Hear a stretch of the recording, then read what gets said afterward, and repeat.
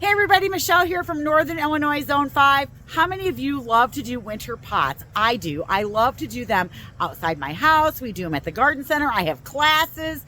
I have corporate pots that I go out and do. But one of the things that I love to do at this time of year is to go around and forage through the gardens and the back fields to find really interesting things that I can put into my pots. So come with me today as we go and look for all of the things that we're going to use in our winter pots for both our inside and our outside pots. So let's go.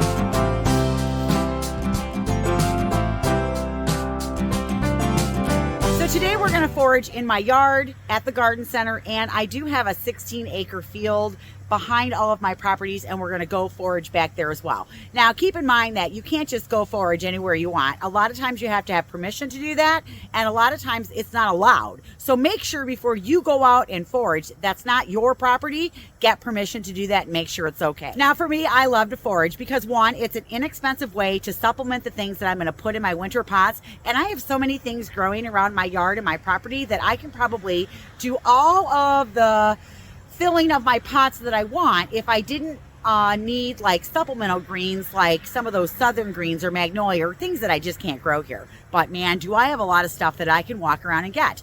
Now, one of the things that you want to know with evergreens is it is better to let a hard frost hit 2 or 3 times before you go and cut your evergreens. You really want to do it when they've gone dormant. If you cut them before the hard frost and you open them up, you can create damage in your evergreens because those cuts haven't had a time to harden off. But if you do it after a hard frost, they are already dormant and you're not going to damage your tree.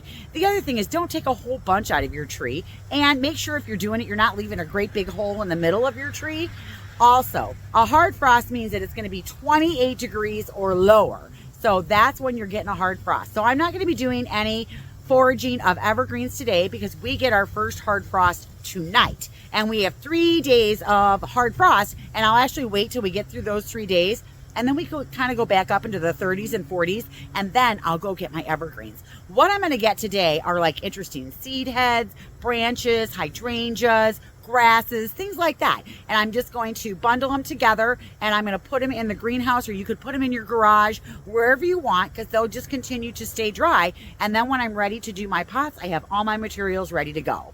This grass right back here is a Calamagratis. It is a Korean feather reed grass, and I love the plumes on this. I actually have some thicker ones over at the garden center, and I'm probably going to get some of those too, but I am going to get these because I kind of want to use what's at my house, because it's kind of cool to use the stuff that you gather from your own home in your pots. So I'm going to get some of those, and then we're just going to clip them out and then rubber band them together into a bunch. I grabbed the grass and I just follow the stem down as far as I can. And I clip them as long as I can, and then I can trim them from there. Now this is a pretty protected area at my house, so I do like to leave some of them up through the winter. But if you want to cut your whole grass down, go for it. But look at these beautiful plumes that I'm going to be able to put in my pots. So this is going to be awesome. I am going to grab some more of these from next door. I kind of want to leave some of them up, so I am going to grab more from next door. Another one I'm going to get are these sedum, because I like how these kind of have that reddish color to them. And again, I'm going to strip the leaves off of them because I don't want that. I just want the flowers. I'm also going to cut from the outside in because I still want this patch to look good through the winter.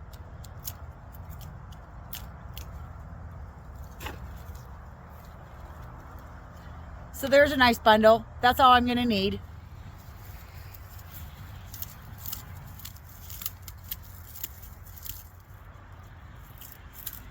So I have 3 bunches of the alliums. These are the millenniums, and they're on the edge of the driveway. So I cut them back because I don't keep them up in the winter here. Now over at the garden center in the back garden, I do keep them up.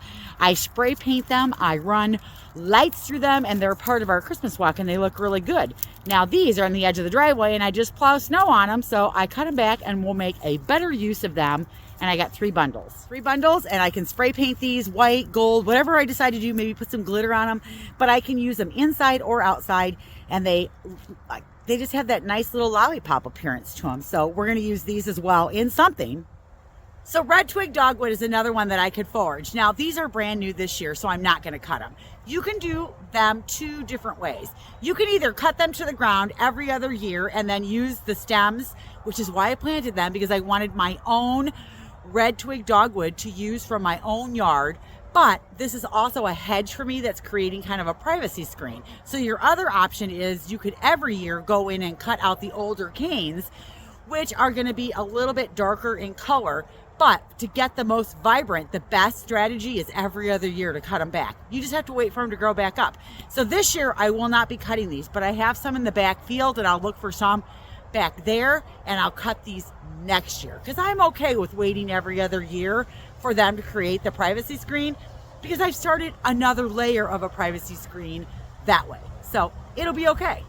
I really am about what's easy, and I use paper bags and these big closed hampers like this to forage into, because a lot of things that I'm foraging are going to be long, and I can set them up in the basket and it's easy to carry around.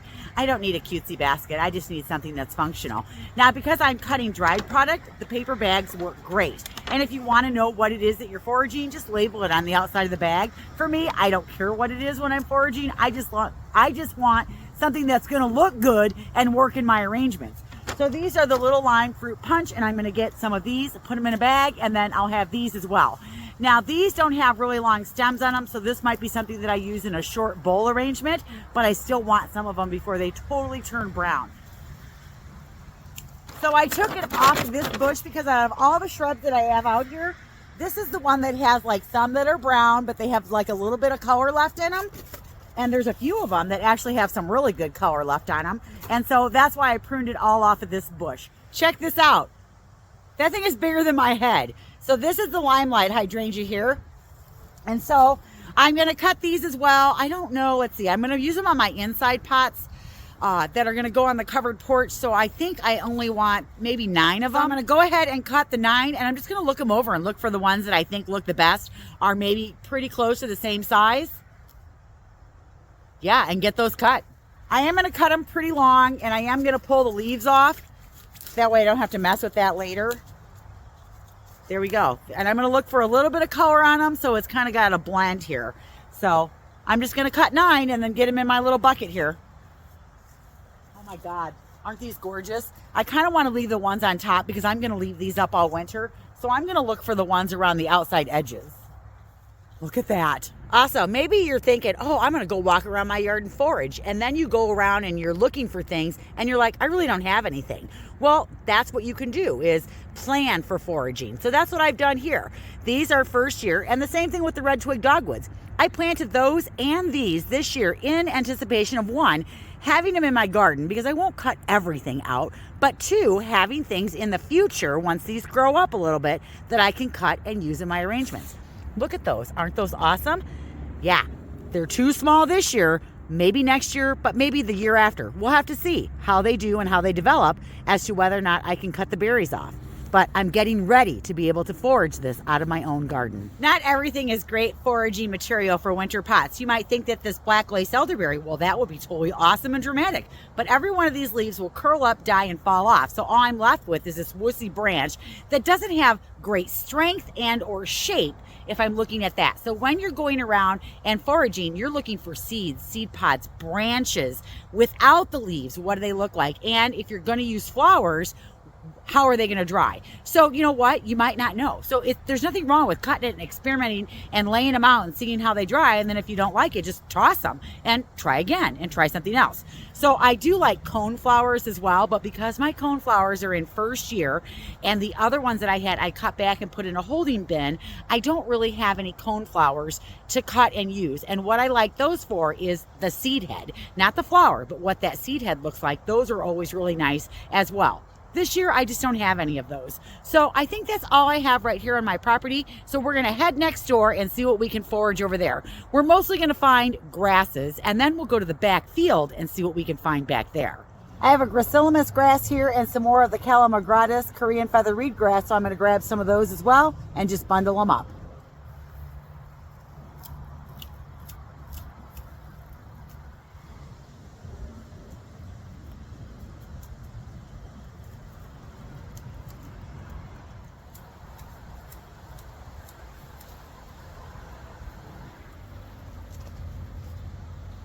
Okay, so I'm going to drive back in here and hope that we don't get stuck, because we did just have like 3 or 4 days of rain. We do keep this path kind of mowed out, but as you can see, it is just a big field of weeds. But I do have stuff back here. So here are my beehives. You can see here, that's where our bees are. Now, I don't manage these beehives. They're actually managed by Pecatonica River Honey, and then we sell their honey. But next year we'll be able to go over like all the things about the bees. Won't that be cool? I think this is as far as I'm gonna go, and I'm gonna get out and then we're gonna go forage. This here is called teasel, and I do like to use this as a vertical height in the pots, and we'll spray paint it all different colors: blue, red, green, silver, gold. And yes, it is a big thistle weed, but we don't care because we think they look really cool in the pots. I'll also cut some and use it for the Christmas walk. Now, word of caution, I do not cut this unless I have gloves on, and I'm very careful with how I store it and bring it back to the greenhouse and the property, because there are seeds up there in those heads right there, and I certainly don't want this growing in my greenhouse. But we have tons of it growing out here, more than enough to get what I need. So we are going to cut some of this. I'm definitely going to wear gloves because there are itty bitty thorns. I don't know if you can see those, all up and down the stalks, and it's a pretty thick stalk. So we're going to get those. The other thing is, see, you're looking for interesting seed heads too, but they have to be able to, like, see, aren't those cool?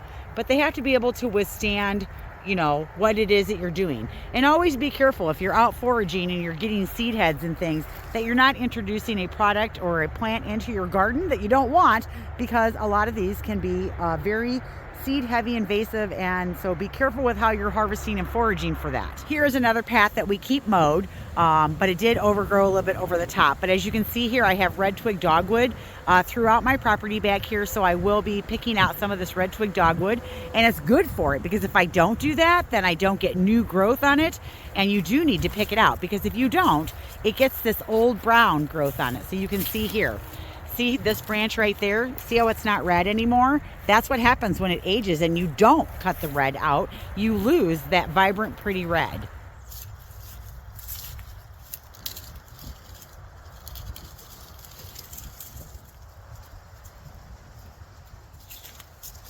That's not a bad haul off of one bush. I'll take it. I try to harvest as much as I can along the edges because I don't like going in there because I get burrs all over myself. But I am going to harvest into the bag upside down. I am going to tap as many seeds off here as I can because I want to minimize what I'm bringing back with me. So got my cutters, got my gloves. Let's cut some teasel.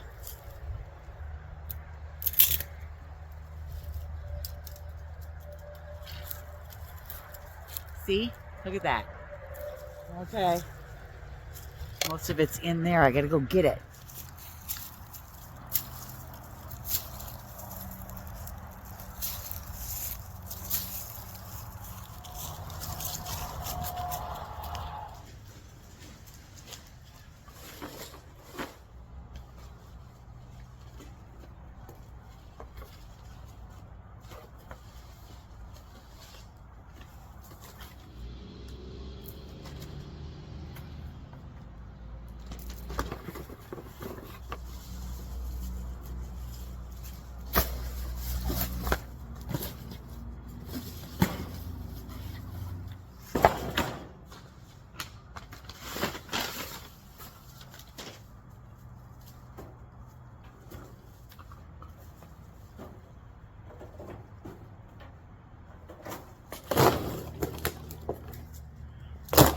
Birch branches. Okay, so I got the teasel out of the car and I went and got the long flower boxes and I put it in there.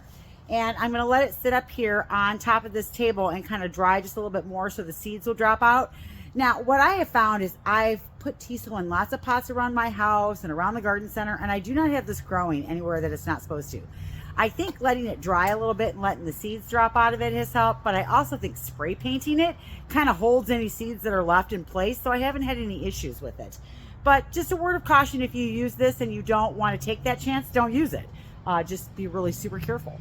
But there's still seeds down in this box. Not as many as if I wouldn't have, you know, shaken them out in the field, but there's still seeds in here. Now, the other thing I will do is Right underneath this table, I will put pre-emergent down, so just in case any of these seeds do drop down in the greenhouse, it won't germinate because I put the pre-emergent down. So I use that precaution as well. There's seeds right there, still coming off.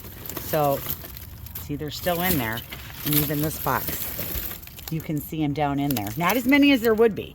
Now the alliums is the same way. There's seeds falling.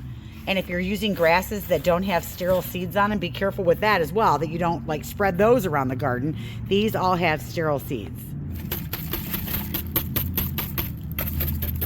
You can see the seeds. Those little bitty black things right there, those are allium seeds. So that's all I'm gonna forage for today. I'm gonna wait till a hard frost hits, and then I'm gonna go back out and forage some evergreens. So in 3 or 4 days, we'll go back out and we'll get that done. All right, I am ready to forage for some evergreens. It's been about a week and a half since I foraged for all the other items that we showed you earlier. And we've had probably 4 hard frosts, which means the temperature has been below 28. Today, it's gonna be in the 40s, so it's still a little brisk out here. And what I find is if I wait for those hard frosts, one, in the north, my trees have gone dormant, so I don't have to worry about damaging my trees. And 2, anytime I cut before I get the hard frost, all the needles fall off of my branches really super fast. This way, because they're dormant, the needles will hold on. So we're gonna cut some arborvitae. This is a big hedge that I have between the garden center and my house. It's been here probably 25 years, so they're pretty big. And you can see it goes all the way down there. And then see, it's a pretty big hedge. See, it goes all the way down there. And they're pretty high. So see how big they are? All right, so we are going to be cutting out from this hedge, and I'm going to make sure that I don't create big holes. So I'm going to go up and down the hedge and just pick through what I want. So that way, you know, I don't want to leave a big old hole in there. And arborvitaes are pretty slow growing, so it takes them a little bit to recover. So I try not to take too much from any one spot. And when I'm done, you'll never even know that I did it. But I'll get enough that I can put it in all of my pots and arrangements and everything that I'm going to be doing for myself. So let's go. I'm going to go into the tree a little ways, and I'm going to cut the branch as far as I can. So when I look at like this area right here, I'm going to take just this one branch, and then I'm going to move down and get some more branches. The other thing is I'll grab from the bottom as well.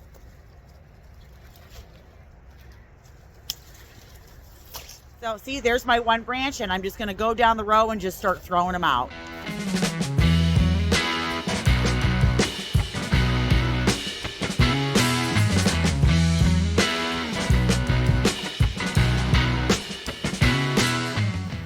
So see, look at how much I got, and I did not even put a dent in these arborvitaes. Now behind me I have some white pines, and they're a little bit harder to get because I've been limbing them up over the years because I don't want them low to the ground, so I can only get the lower branches. The other thing with white pine is here, or whether it's a Scotch pine, a white pine, an Austrian pine, whatever those long needled pines are, here they're the very first thing to turn brown. Even if I have them drinking, they'll last a good probably 8 to 12 weeks, but they're always the first thing to turn brown in the pot. So I don't use a lot of them, even though I love the way they look. And I do bring in princess pine tips at the garden center, so I'll have those to use as well. But I'm going to get a few of these, just the lower branches. Okay, I can barely reach these, so you might get to see me jump. Won't that be fun?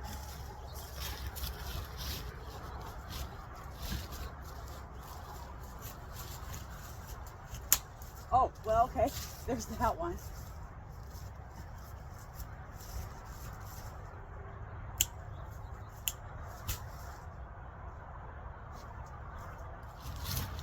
And again, I don't like to take so much off of one branch or one limb that it really makes a hole, it shows a difference. So that's it. That's all I'm going to cut off of this one.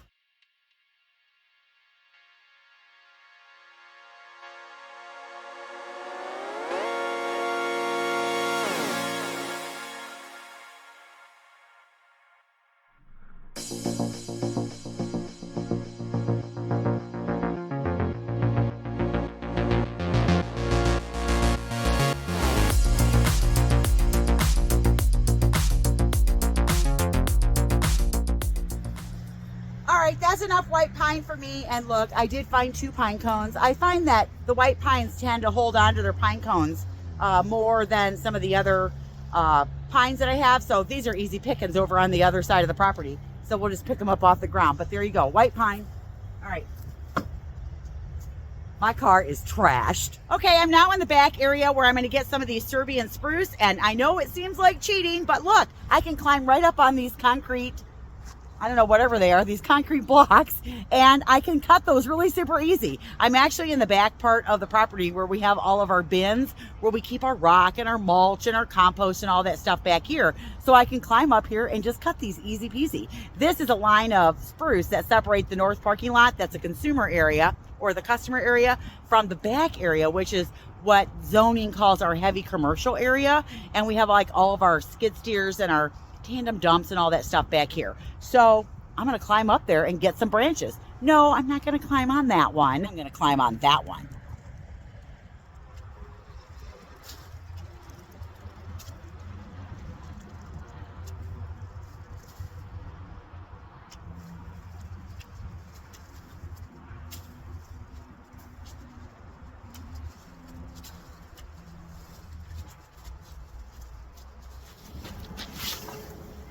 I want to get some of these, this is a threadbare or Mops Fall Cypress, and I want to get some of this foliage as well. I'm not going to get very much, but I am going to clip some pieces because I think that will look cool, just interspersed through a couple different things that I'm doing. I'm going to take it more from the bottom. That way it's not as noticeable. And I'm going to open the brush up and I'm just going to pull some pieces out. And just like what we did with the arborvitae, not all in one spot, spread it around. Because I did the underlying pieces, look, I got a nice mix of green and that pretty chartreuse color. And of course, the last thing you can forage for is pine cones, which we're just gonna see what we can find. Nice. Ooh, there's lots of them in here. So we're gonna get some of these.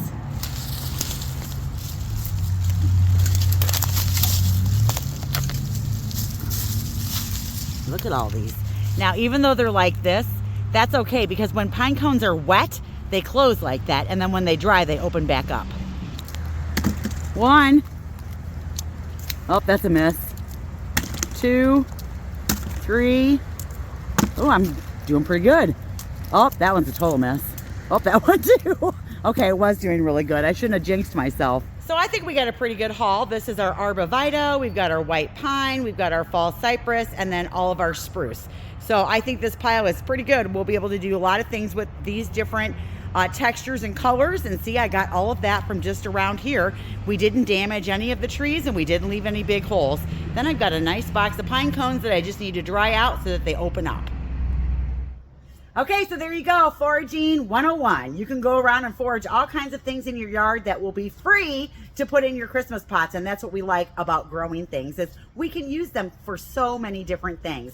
So I know you're all going, Michelle, show us what you're gonna do with all those beautiful things. And I will, just not today. So stay tuned for that. That'll be coming up in the next couple weeks. I hope you had fun with me today and last week as we foraged for all of this beautiful product that we will be using, so stay tuned. I'm Michelle. Thanks so much for watching this video, and you guys have a great day. Bye, everybody.